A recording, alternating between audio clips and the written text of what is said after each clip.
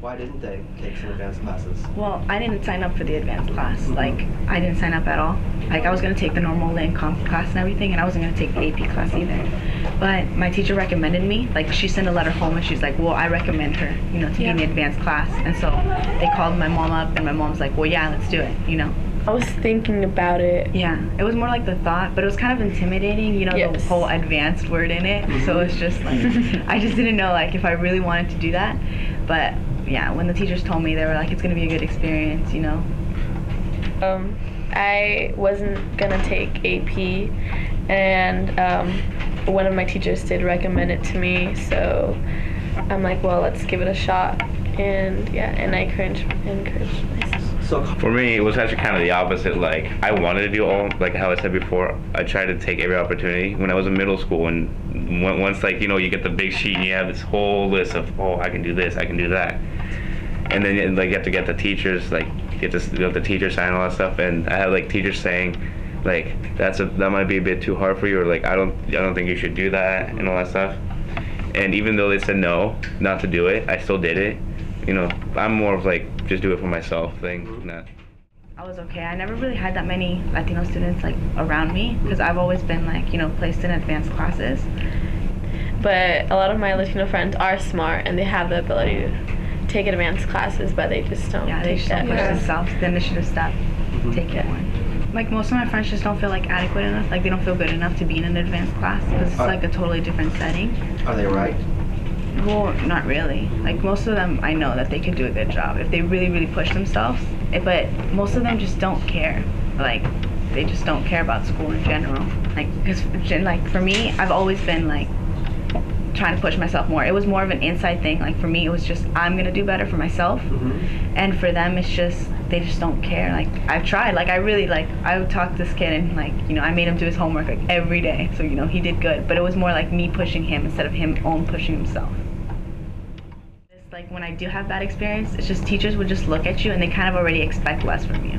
Like, you can tell that they expect less from you, like, the way they look at you, until you finally, like, show, like, your initiative step, like, oh, you know what, I can do this. I'm a good student. How do the three of you feel about what she just said? Do you agree that you can tell when a teacher has less expectations? Yes. Is that clear? Yeah. Yes. Really?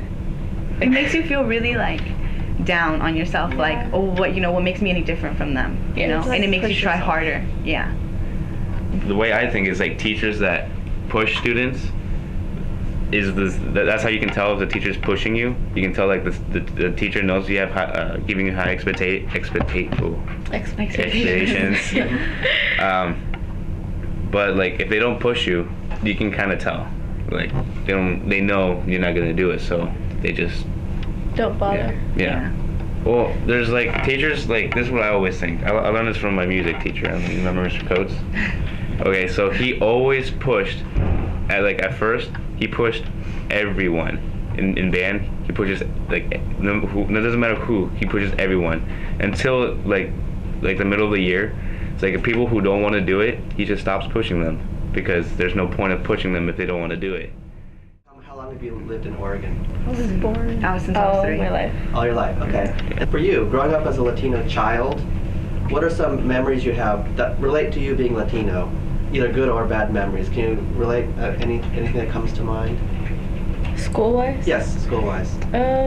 For me, I always remember that I always had to go to ESL. Oh.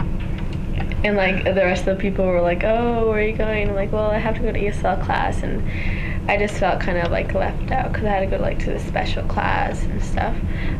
So that was kind of like a bad memory for me. But then it encouraged me to get better. And eventually I got out of that class. And, yeah. My mom signed me out of that when I was, like, in, like, 3rd grade. Like, she just signed a paper and told them that I wasn't going to be in ESL anymore, because, like, when I remember being in ESL, I didn't really do much. Just kind of just sat there.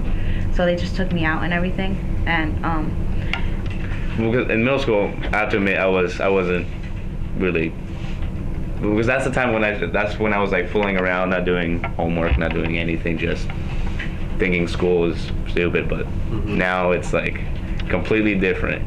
It's like, now school is, like, the main thing. I feel proud of myself because I am like representing Latinos, even though they don't take that risk of taking advanced classes. So yeah. Well, like makes me feel like special and accomplished with myself and like pushing myself Mhm. to do better.